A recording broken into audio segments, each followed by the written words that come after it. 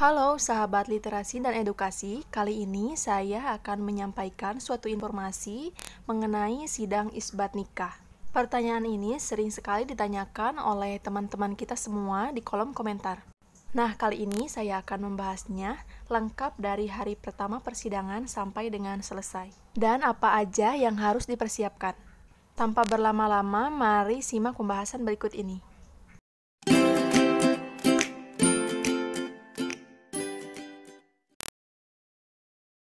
Beberapa orang yang mengajukan isbat nikah ini biasanya orang tersebut pernah mengalami pernikahan siri.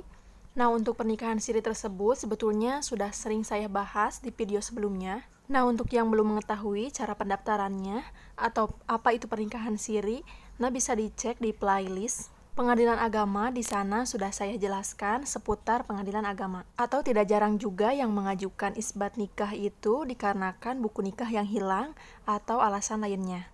Sebagaimana yang sudah kita ketahui bahwa buku nikah ini sangat penting, yaitu sebagai syarat pengadministrasian yang lainnya. Kemudian juga mengenai pengakuan status anak, mulai dari pembuatan KK, akte, dan yang lainnya. Nah, supaya isbat nikah tersebut lancar dan dapat dikabulkan oleh hakim, saya akan memberikan beberapa tipsnya.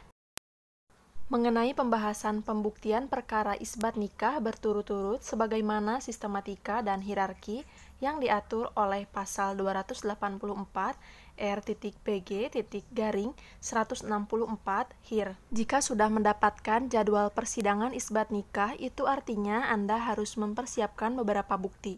Dalam persidangan, pembuktian ini sangat diperlukan. Pihak perkara atau kita yang mengajukan harus bisa meyakinkan hakim bahwa suatu perkawinan tersebut adalah sah, sehingga makna terbukti ialah majelis hakim yakin tentang kebenaran dalil dengan memenuhi batas minimal keyakinan yaitu sebatas 60%.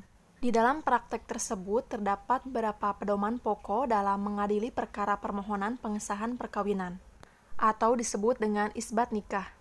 Yang pertama adalah aturan yang tidak dapat disimpangi sama sekali. Yang kedua, aturan yang dapat disimpangi selama ada alasan untuk itu. Rukun dan syarat menurut agama Islam, sebagaimana yang diatur di dalam kompilasi hukum Islam, merupakan pedoman yang pertama. Jika hal ini tidak dipenuhi, bisa menyebabkan perkara ditolak. Begitupun sebaliknya, untuk pedoman yang kedua. Dalam prakteknya, bahwa pelik perkara isbat nikah terletak pada dua hal. Yang pertama, wali nikah yang sah. Kedua, ada atau tidaknya hubungan perkawinan lain dari suami atau istri tersebut.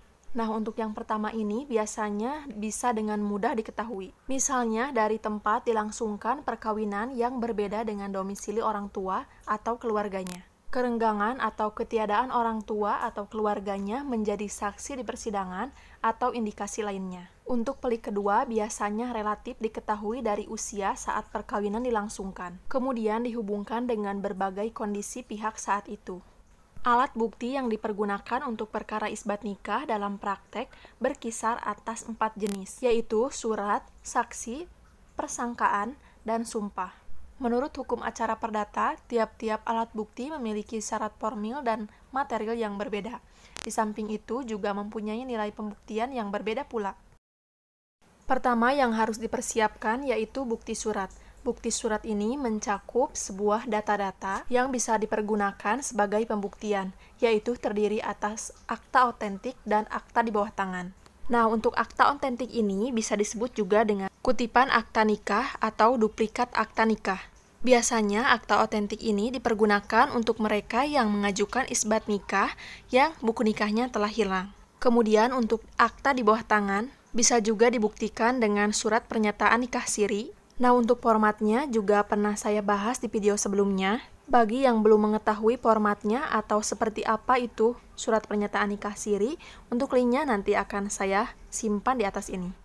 Nah, untuk yang sudah mencatatkan pernikahan sebelumnya tetapi akta nikahnya atau surat nikahnya hilang, bisa juga dengan mengajukan alat bukti berupa surat berbentuk fotokopian akta nikah yang telah dilegalisir oleh Kepala Kantor Urusan Agama terkait. Biasanya duplikat akta nikah ini tersimpan di Kantor Urusan Agama, di mana tempat kamu nikah dulu.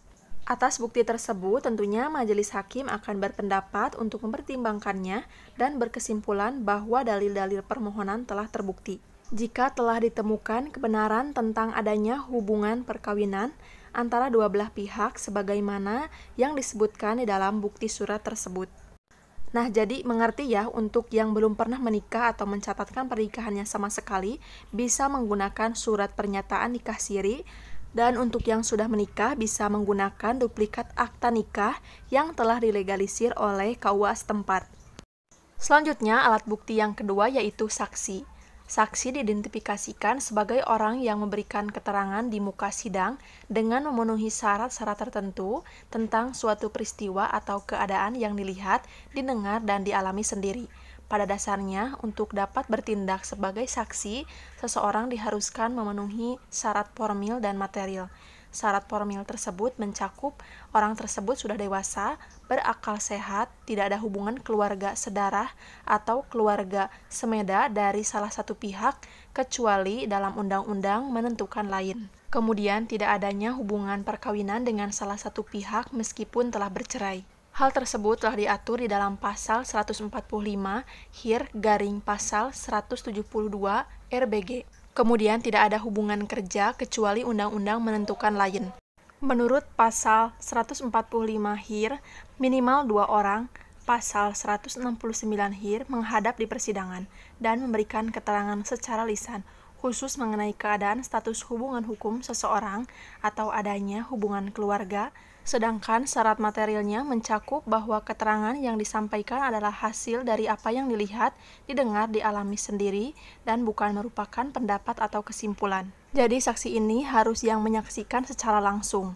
Pendapat atau kesimpulan ini saling bersesuaian satu sama lain dan tidak bertentangan dengan akal sehat dan mengetahui sebab-sebab terjadinya peristiwa yang diterangkan. Dalam hal ini, hakim bebas atau tidak terikat dengan keterangan saksi, namun hakim harus memberikan argumentasi yang dapat dipertanggungjawabkan tentang diterima atau tidaknya keterangan seorang saksi tersebut.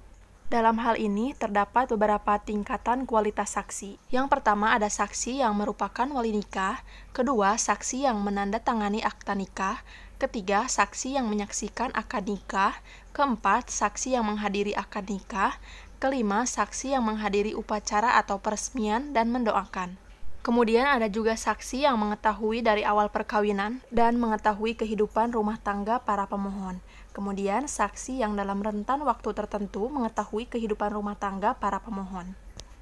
Kemudian ada juga saksi yang paling penting atau berkualifikasi utama dalam pembuktian di persidangan, ialah saksi yang menandatangani akta nikah. Atau bagi yang belum memiliki surat nikah sama sekali, saksi ini yaitu orang yang menandatangani surat pernyataan nikah siri. Saksi tersebut secara khusus dan sengaja dihadirkan untuk menjadi saksi nikah sebagaimana yang dimaksud pada pasal 19 dan pasal 26 PMA nomor 11 tahun 2007 tentang pencatatan nikah.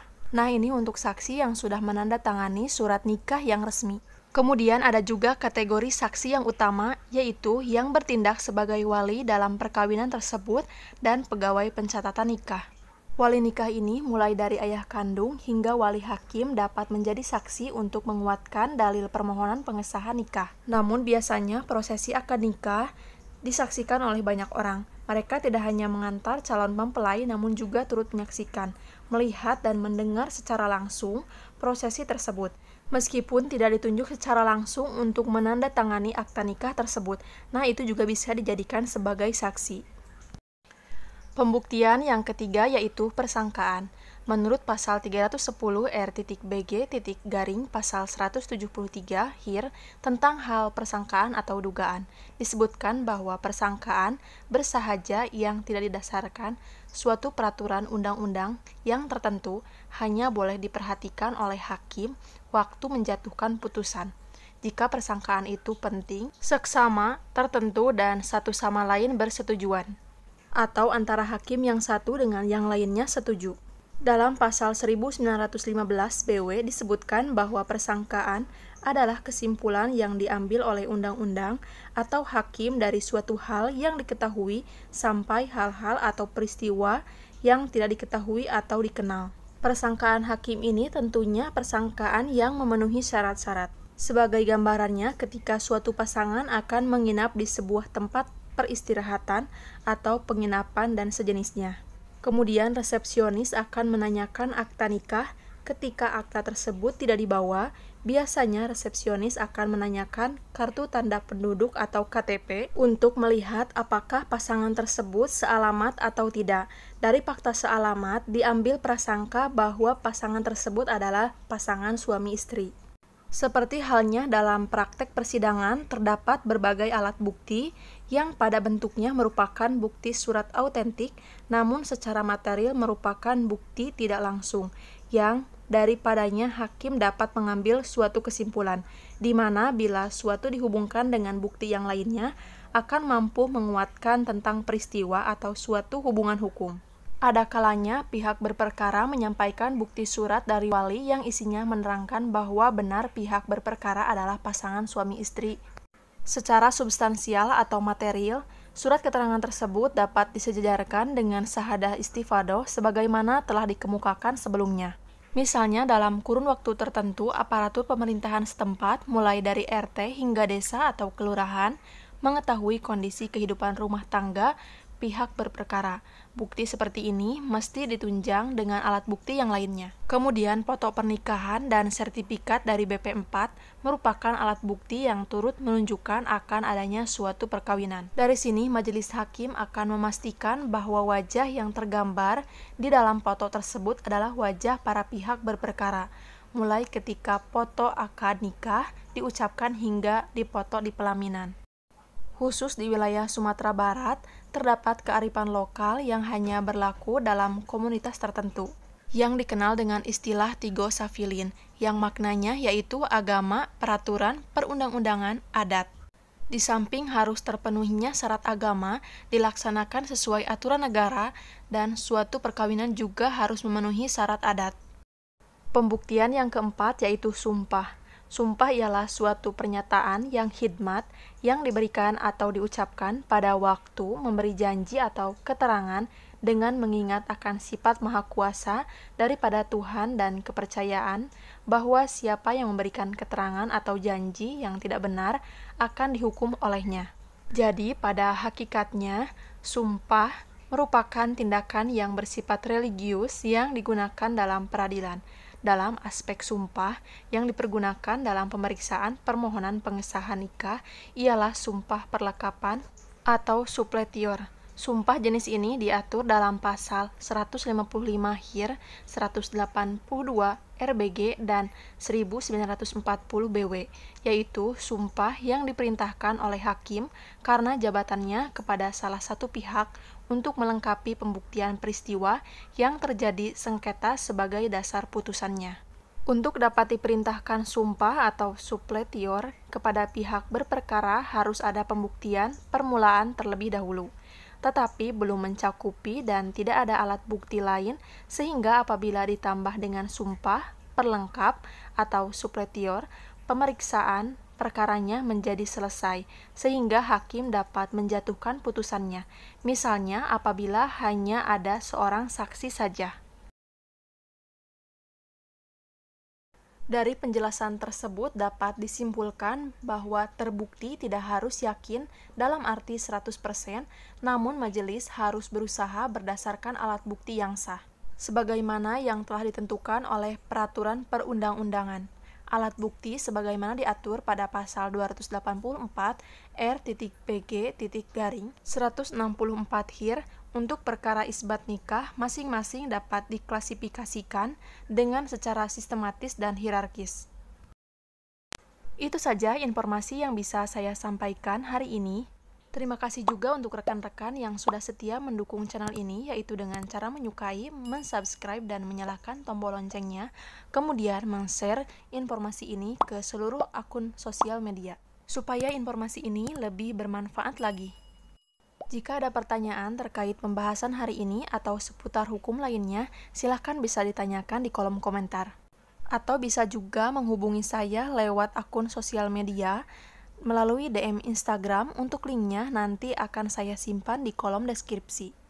Jika ada kesalahan atau kekurangan juga mohon untuk ditambahkan di kolom komentar. Terima kasih. Wassalamualaikum warahmatullahi wabarakatuh.